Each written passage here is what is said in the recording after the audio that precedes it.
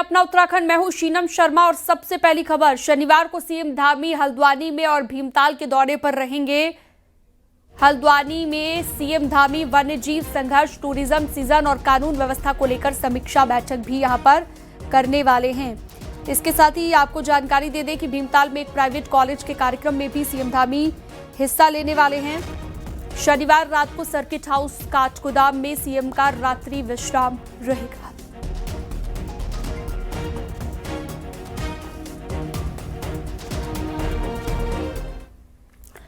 देहरादून में मुख्यमंत्री पुष्कर सिंह धामी ने सचिवालय में नैनीताल और उधम सिंह नगर जिले की विभिन्न विधानसभाओं से जुड़ी मुख्यमंत्री की घोषणाओं की समीक्षा की है। इसके साथ ही इस दौरान उन्होंने अधिकारियों को साफ निर्देश भी जारी कर दिए हैं कि जनप्रतिनिधियों द्वारा उठाई गई जो समस्याएं हैं उन पर फौरन और प्रभावी समाधान को अपनी सर्वोच्च प्राथमिकता बनाया जाए। मुख्यमंत्री ने कहा कि विधायक अपने क्षेत्रों की समस्याओं को शासन तक पहुंचाते हैं, इसलिए उन पर गंभीरता से कार्रवाई करना प्रशासन की जिम्मेदारी है। सीएम ने अल्पकालिक कामों को शीघ्र पूरा करने और लंबी योजनाओं को तय समय सीमा में चरणबद्ध तरीके से पूरा करने के लिए निर्देशित किया। साथ ही सीएम ने चेतावनी दी कि कामों में किसी भी प्रकार की लापरवाही बर्दाश्त नहीं की जाएगी।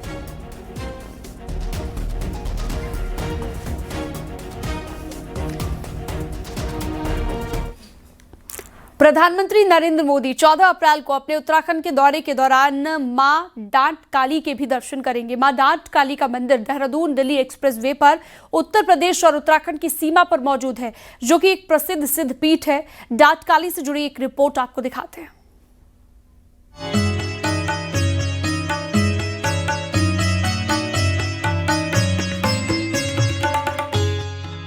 ये है उत्तर प्रदेश और उत्तराखंड के बॉर्डर पर दिल्ली देहरादून एक्सप्रेसवे से लगा डांट काली मंदिर। यूपी के गणेशपुर से और उत्तराखंड की सीमा से लेकर डांट काली मंदिर तक 12 किलोमीटर लंबा एलिवेटेड ग्रीन कॉरिडोर बना हुआ है, जिसका प्रधानमंत्री उद्घाटन करेंगे। इस कॉरिडोर को एशिया का सबसे बड़ा ग्रीन कॉरिडोर बताया जा रहा है। शुक्रवार को भी प्रधानमंत्री की विशेष सुरक्षा टीम के साथ ही यूपी और उत्तराखंड के अफसरों ने डांट काली मंदिर का दौरा किया और पूजा अर्चना से लेकर पीएम की सुरक्षा व्यवस्था का जायजा लिया। पूजा अर्चना का वो थोड़ा संक्षेप में हमें करना पड़ेगा, लगभग 10 मिनट का समय रहेगा पूजा का, तो उसी में हम जो पूजा रहेगी उनकी वो पूरी कराएंगे।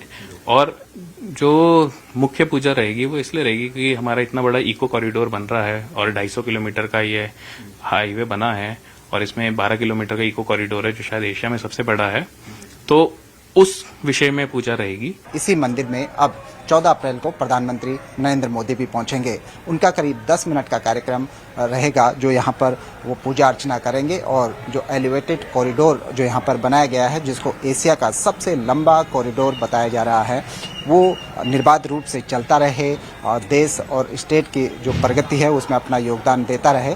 इसकी कामना के लिए, इसकी कुशलता के लिए प्रधानमंत्री नरेंद्र मोदी यहाँ पर पूजा अर्चना करने वाले हैं।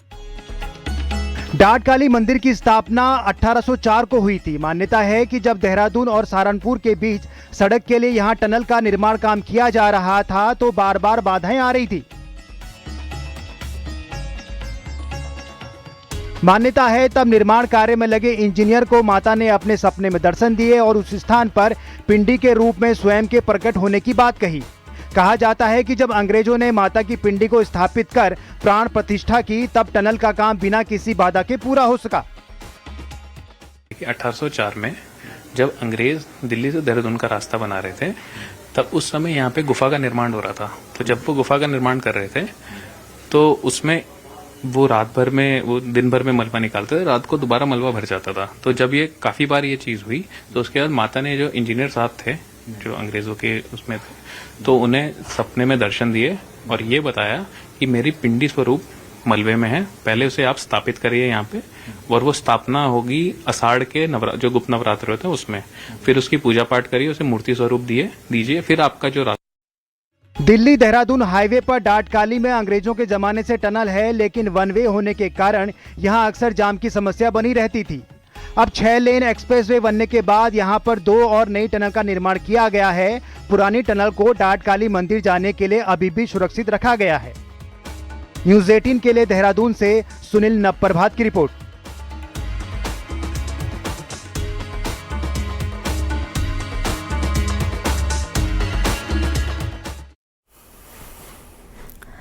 देहरादून में मुख्यमंत्री पुष्कर सिंह धामी ने लोक भवन में राज्यपाल गुरमीत सिंह से शिष्टाचार भेंट की है। इस अवसर पर राज्य के समसामयिक विषयों और विकास से जुड़े हुए विभिन्न मुद्दों पर चर्चा की गई है। मुख्यमंत्री ने राज्यपाल को प्रदेश में संचालित प्रमुख योजनाओं और आगामी कार्यक्रमों की भी जानकारी दी है।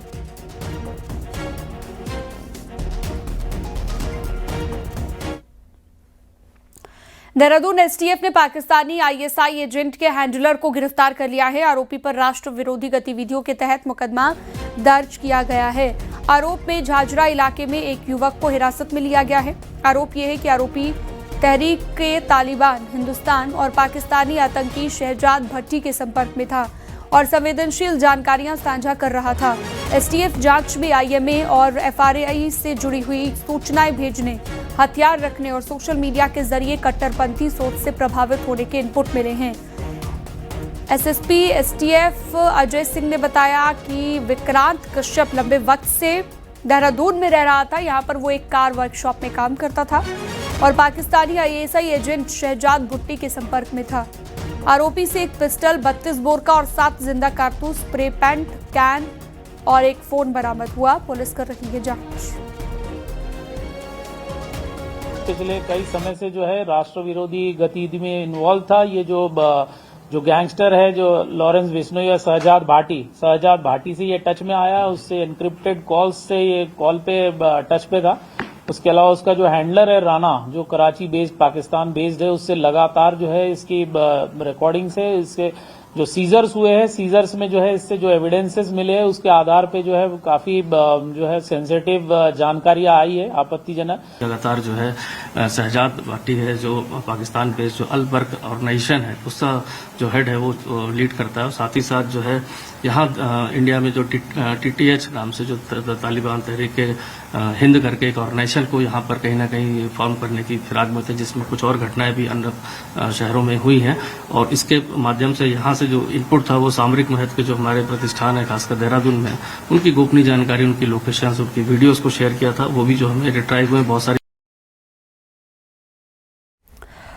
रुद्रप्रयाग से अगली खबर है, जहां पर केदारनाथ पैदल मार्ग पर थारू ग्लेशियर टूटने की वजह से रास्ता फिलहाल बंद कर दिया गया है। यात्रा की तैयारियों में जुटे मजदूरों को बर्फ के ऊपर से जान जोखिम में डालकर आवाजाही करनी पड़ रही है।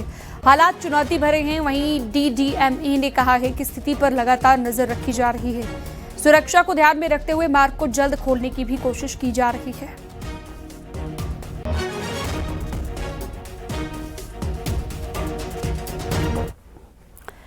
चारधाम यात्रा की तैयारियों को परखने के लिए शुक्रवार को प्रदेश के 7 जिलों देहरादून, हरिद्वार, टिहरी, पौड़ी, उत्तरकाशी, रुद्रप्रयाग और चमोली में मॉक ड्रिल आयोजित की गई। इस दौरान व्यवस्थाओं को जमीनी हकीकत जानने के लिए अलग अलग विभागों की तैयारियों का परीक्षण किया गया। मॉक ड्रिल के दौरान यूकाडा की एक बड़ी खामी भी सामने आई। एयर ऑपरेशन के लिए साफ एसओपी नहीं होने पर सवाल उठे, जिस पर यूकाडा के एसीईओ संतोषजनक जवाब नहीं दे पाए। इस पर एनएमडीए ने जल्द एसओपी तैयार करने की भी सलाह दी है।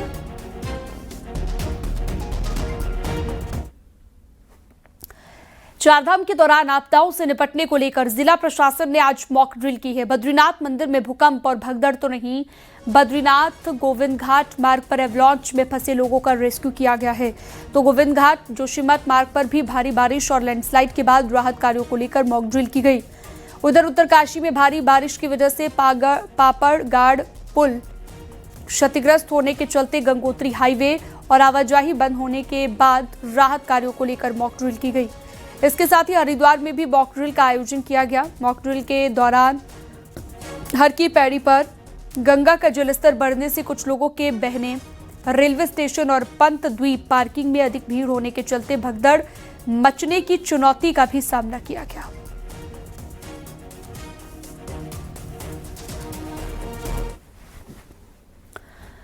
देहरादून में चारधाम यात्रा को लेकर डीजीपी ने मीटिंग की है। 2 एडीजी, 4 आईजी यात्रा रूट का निरीक्षण करेंगे। इसके साथ ही 7000 पुलिसकर्मी चारधाम में ड्यूटी करेंगे।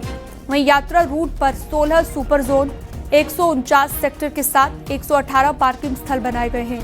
आईजी रेंज यात्रा के नोडल अधिकारी होंगे। वहीं कंट्रोल रूम से यात्रा की मॉनिटरिंग की जाएगी।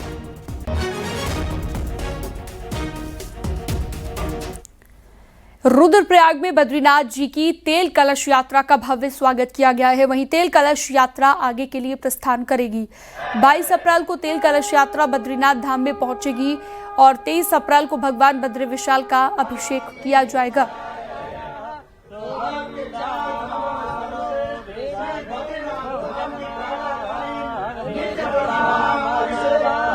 आज से और 19 अप्रैल तक भगवान लक्ष्मी नारायण मंदिर के गर्भगृह में तेल कलश को दर्शनार्थ रखा जाएगा। 20 अप्रैल को तेल कलश द्वितीय चरण के लिए बद्रीनाथ के लिए प्रस्थान करेगा। डिम्बर से चल करके ज्योतिर्मठ स्थित नरसिंह मंदिर में 20 को रात्रि विश्राम होगा।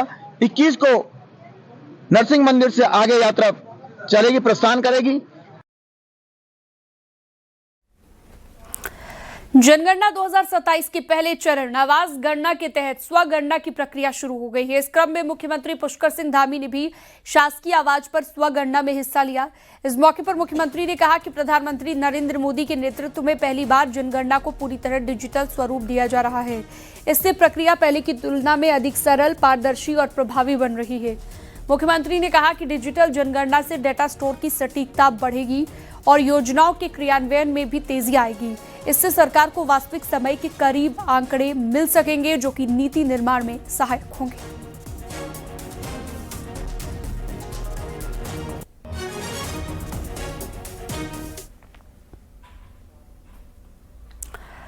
हरिद्वार पहुंची कुमारी शैलजा का कार्यकर्ताओं ने जोरदार स्वागत किया है। जयराम आश्रम में आयोजित कार्यकर्ता सम्मेलन में प्रदेश प्रभारी कुमारी शैलजा ने कार्यकर्ताओं में जोश भरा और आगामी चुनावों के लिए जुट जाने का आह्वान किया।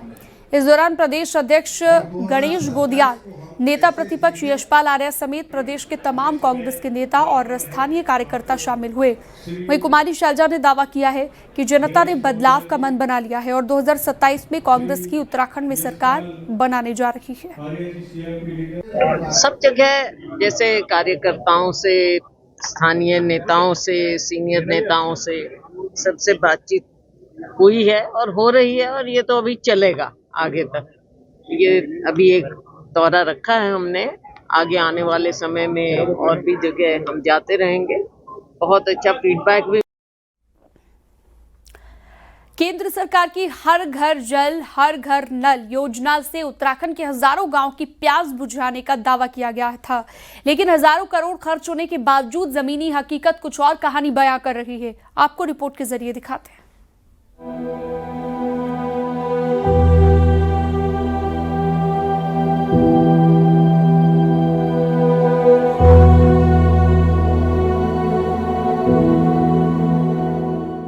साल 2019 में शुरू हुई हर घर जल हर घर नल योजना के तहत उत्तराखंड के करीब 5,500 गांव तक पानी पहुंचाने का लक्ष्य रखा गया था। इसके लिए लगभग 9,500 करोड़ रुपए का बजट भी स्वीकृत किया गया। लेकिन अब सामने आ रहे खुलासे चौंकाने वाले हैं। कई गांव में ना तो घरों में नल लगे हैं और ना ही पानी पहुंचा।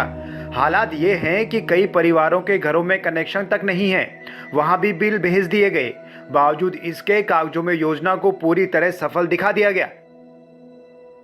जब मैंने आरटीआई डाली अभी कुछ टाइम पहले, उसके बाद मेरे को पता चला कि काम सब अप्रूव है। उसमें लिखा है 2020 में कनेक्शन हो गए, लेकिन 98 परिवार जो उसमें रजिस्टर्ड है, किसी के घर में भी कोई कनेक्शन नहीं था पानी का। जब मैंने इसकी शिकायत श्री सतपाल जी महाराज जी से करी, डीएम सर से करी, तो नलके लग गए हैं और स्रोत से पानी नहीं आ रहा है। मतलब उपभोक्ता की बिलिंग शुरू हो गई है, लेकिन उसके घर पानी नहीं आ रहा है।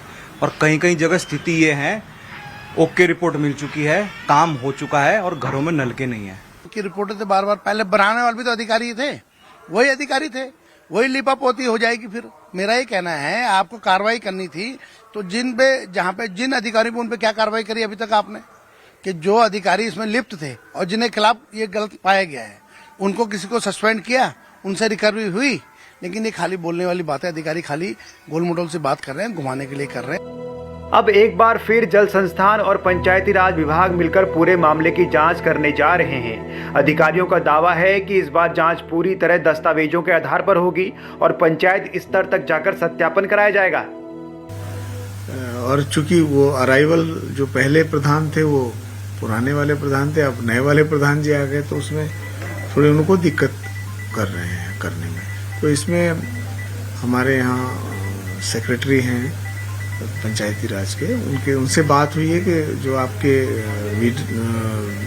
विलेज डेवलपमेंट ऑफिसर हैं वो वहाँ रहें हर घर जल प्रमाणीकरण के समय, और यदि योजना में कोई कमी है तो बिल्कुल ना किया जाए प्रमाणीकरण, और ये यदि योजना बिल्कुल ठीक है तो उसका हर घर जल प्रमाणीकरण यथाशीघ्र कर दिया जाए।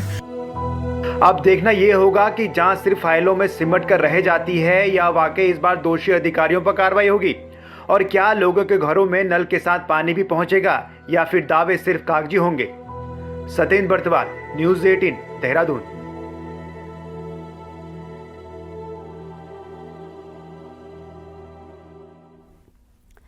देहरादून के एक सीनियर सिटीजन कपल ने शुक्रवार को सड़क से लंदन के लिए अपनी कार में सफर शुरू किया। इस दौरान अंतारा सीनियर सिटीजन सोसाइटी के मेंबर्स ने यहां पर रहने वाले कपल्स को शुभकामनाएं दी। राजेंद्र कुमार सिंघल और उनकी पत्नी संगीता सिंघल 65 दिनों में भारत से लंदन की 16,000 किलोमीटर की दूरी सड़क से पूरी करेंगे। यात्रा 20 देशों और 40 शहरों से होकर गुजरेगी। पेशे से चार्टर्ड अकाउंटेंट राजेंद्र सिंघल ने कहा कि उनकी ये ख्वाहिश थी कि वो 60 साल की उम्र के बाद एक एडवेंचर सफर पर निकले। इसके लिए उन्होंने और उनकी पत्नी ने लंबी तैयारी की है।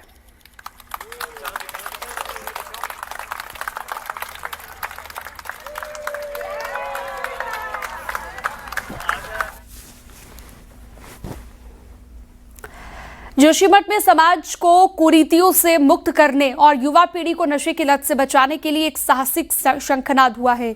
नृसिंह मंदिर वार्ड के निवासियों ने एकजुट होकर सामाजिक सरोकारों की एक नई मिसाल पेश की है। शुक्रवार को महिला मंगल दल और वार्ड सभासद के नेतृत्व में आयोजित एक विशेष बैठक में जनता ने सामूहिक रूप से संकल्प लिया कि अब वार्ड के अंदर किसी भी सामाजिक उत्सव में शराब का सेवन बर्दाश्त नहीं किया जाएगा। इसके लिए कठोर नियम और मुआवजा भी तय किया गया। नियमों को तोड़कर रखने वाले लोगों के खिलाफ 51,000 की भारी जुर्माना यहां पर लगाया गया है।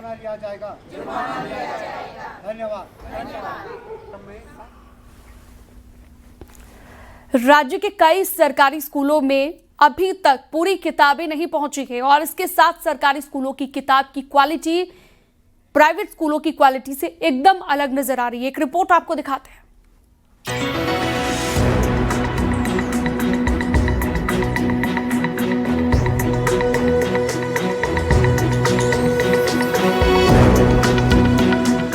प्रदेश के 32,000 से ज्यादा सरकारी स्कूलों के लिए नियम है कि स्टूडेंट एनसीईआरटी की ही बुक्स पढ़ेंगे, लेकिन आज हम आपको सरकारी स्कूलों में पढ़ाई जा रही एनसीईआरटी की बुक्स की रियलिटी दिखाते हैं। एक तरफ जहां प्राइवेट स्कूल में स्टूडेंट्स को किताबें खुद लेनी होती हैं, वहीं सरकारी स्कूल में एससीईआरटी इन बुक्स को छपाने से लेकर खुद बंटवाता है, वो भी निःशुल्क। लेकिन दोनों जगह की क्वालिटी एकदम अलग है। सरकारी स्कूल में दी गई किताबों का पेपर से लेकर प्रिंटिंग तक एकदम हल्की क्वालिटी का है, जबकि एनसीईआरटी की जो बुक्स हैं उसका एक एक पेपर बहुत अच्छी क्वालिटी में नजर आता है। जानकार बताते हैं कि एनसीईआरटी अपने लेवल पर किताब पब्लिश करवाता है, जिसमें फोकस अच्छी क्वालिटी प्रिंट से लेकर पेपर पर दिया जाता है। एनसीईआरटी की बुक है, जो मेरा अपना अनुभव है उसके हिसाब से मैं सोचता हूं कि वो लगभग 90 से 120 जीएसएम के आसपास होती है, जिसकी वजह से प्रिंटिंग बहुत साफ होती है, फिगर क्वालिटी बहुत अच्छी होती है, पेपर क्वालिटी अच्छी होती है, तो उससे उसकी लाइफ बढ़ जाती है। तो बुक की क्वालिटी जीएसएम से ही तय होती है और इसमें एनसीईआरटी के मानक बहुत तय हैं और उसमें वो क्वालिटी कंट्रोल जो एनसीईआरटी का है वो बहुत उत्कृष्ट क्वालिटी का है। ठीक है, बच्चों को किताबें मिल रही है पढ़ने के लिए, फ्री में मिल रही हैं और वहाँ खरीदनी पड़ती है उनको, तो शायद ये भी एक कारण होता है कि प्रिंट में थोड़ा अंतर आ जाता है, क्योंकि वहाँ पेरेंट्स पैसा देके खर्च कर रहे हैं और यहाँ पर बच्चों का कोई पैसा खर्च नहीं हो रहा है। वही सरकारी स्कूल की किताब की असल हालात ये है कि ज्यादातर स्कूल में बुक्स नहीं पहुंची हैं। बुक्स के बंडल अभी सेंटर्स पर पड़े हैं और जिन स्कूलों में किताबें दी गई हैं वहां भी पूरी किताबें नहीं मिल पाई हैं। हिंदी इंग्लिश की किताब तो अब तक नहीं पहुंच पाई है। अभी कुछ ही बुक्स आ पाई है, जैसे कक्षा 6 में खेल यात्रा कृति और साथ में बसंत, बाल, महाभारत और हमारी विरासत एवं विभूतियां हैं। और आर्ट में एक ही बुक आई है हमारा अतीत। बाकी हमारे पास बुक्स हैं, पिछले बार के बच्चे जो है ना, तो बुक्स है उनकी, तो पढ़ाई कोई बाधित नहीं हो रही हमारी। यानी झोल प्रिंटिंग्स लेवल से लेकर डिस्ट्रीब्यूशन तक है जिस पर काम करने की जरूरत है। न्यूज 18 के लिए देहरादून से भारती सकलानी उनियाल की रिपोर्ट। हल्द्वानी में प्राइवेट स्कूलों का बड़ा खेल देखने को मिल रहा है। प्राइवेट स्कूल महंगी और मनमानी किताबें लगा रहे हैं। इतना ही नहीं, किताबें और ड्रेस खरीदने के लिए दुकानें भी फिक्स कर रहे हैं। इतना ही नहीं, प्रशासनिक जांच में इस बात के से जुड़े हुए कई खुलासे हो चुके हैं। आपको पूरी रिपोर्ट दिखाते हैं।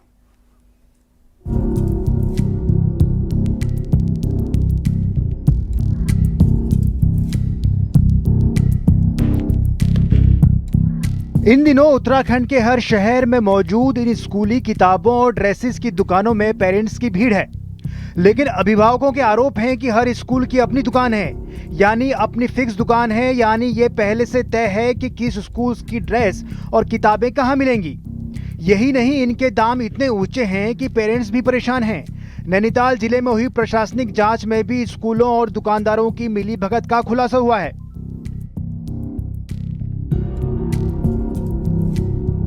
कहना चाहूंगा कि जो स्कूल है इस समय पहले के जमाने में डकैत होते थे, वो लोग चाकू तमंचा दिखा के एक आदमी को लूटते थे।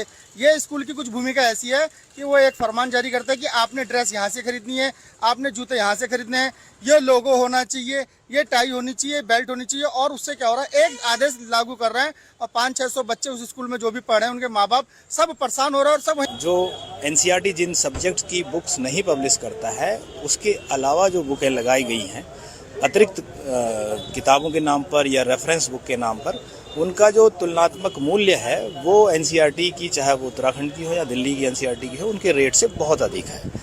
दूसरा, कुछ विद्यालय ऐसे हैं जिनके विद स्टैम्प्स हमें स्लिप्स मिली हैं दुकानों में कि आप यूनिफॉर्म वहाँ से प्राप्त कर सकते हैं, पर्टिकुलर जो बुक्स हैं वो आप यहाँ से प्राप्त। हालांकि प्राइवेट स्कूल वाले व्यापारियों से किसी भी तरह के गठजोड़ से साफ इनकार कर रहे हैं, लेकिन इन सब के बीच उत्तराखंड के पूर्व शिक्षा मंत्री प्रसाद नैथानी ने सरकार से मजबूत कानून बनाने की मांग की है, ताकि पेरेंट्स को हर साल बढ़ने वाली फीस, महंगी किताबों और ड्रेसेस से मुक्ति मिल सके। देखिए, प्रशासन के ऊपर भी किसी का दबाव है, और वो दबाव किसका है मैं प्रशासन से पूछना चाहता हूँ। किसको लाभ पहुंचाने के लिए प्रशासन पर दबाव बनाया जा रहा है, जबकि उत्तराखंड में करते हैं स्कूल वाले कि साहब आप फलाने उससे जो है वहीं से किताबें लोगे, वहीं से ड्रेस लोगे, तो ये नहीं होना चाहिए। जो पेरेंट्स हैं उनको छुट्टी, मतलब उनको स्वच्छंदता से अपना बच्चों की किताबों को लेने का, ड्रेसेस को लेने का प्रावधान होना। जाहिर है, मजबूत नियम और कानून प्राइवेट स्कूलों की मनमानी पर लगाम लगा सकते हैं, लेकिन लंबे समय से फीस एक्ट और एजुकेशन एक्ट की बात तो हो रही है, लेकिन एक्ट को लेकर अभी तक कोई काम नहीं हुआ है। हल्द्वानी से न्यूज 18 के लिए शैलेंद्र नेगी की रिपोर्ट।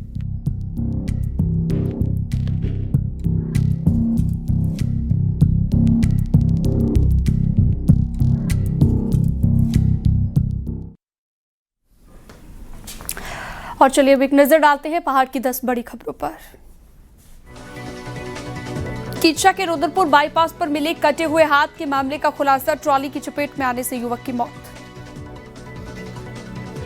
चारधाम यात्रा से पहले हरिद्वार में खाद्य सुरक्षा विभाग मोबाइल टेस्टिंग लैब से खाद्य पदार्थों की जांच में जुटा, बस स्टैंड के पास जांच की गई।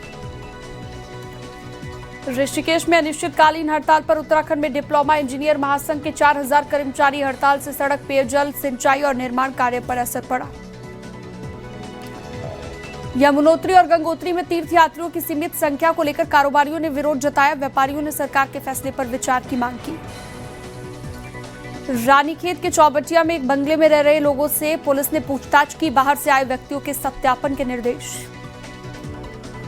LPG सिलेंडर सप्लाई की किल्लत के बीच नैनीताल जिला प्रशासन शादी वाले परिवारों को राहत दे रहा है, गैस एजेंसियों को शादी वाले घर के लिए 2 कॉमर्शियल सिलेंडर देने का आदेश। अल्मोड़ा में सांसद अजय टम्टा ने विकास भवन में जिले भर के अधिकारियों की बैठक ली, केंद्र सरकार की योजनाओं की समीक्षा की, काम में तेजी के निर्देश। उत्तरकाशी के बड़े श्रीकाल खाल में बहुउद्देशीय शिविर का आयोजन किया गया। 64 शिकायतों का मौके पर निपटारा। पिथौरागढ़ में प्रशासन ने छात्राओं के साथ मेरा सपना मेरा लक्ष्य कार्यक्रम आयोजित किया। छात्राओं को प्रशासनिक अधिकारियों से सीधे रूबरू होने का मौका मिला। विकासनगर के जौनसर बावर क्षेत्र में बिस्सू पर्व को लेकर जोरों पर तैयारियां। 12 अप्रैल से पर्व का आगाज होगा।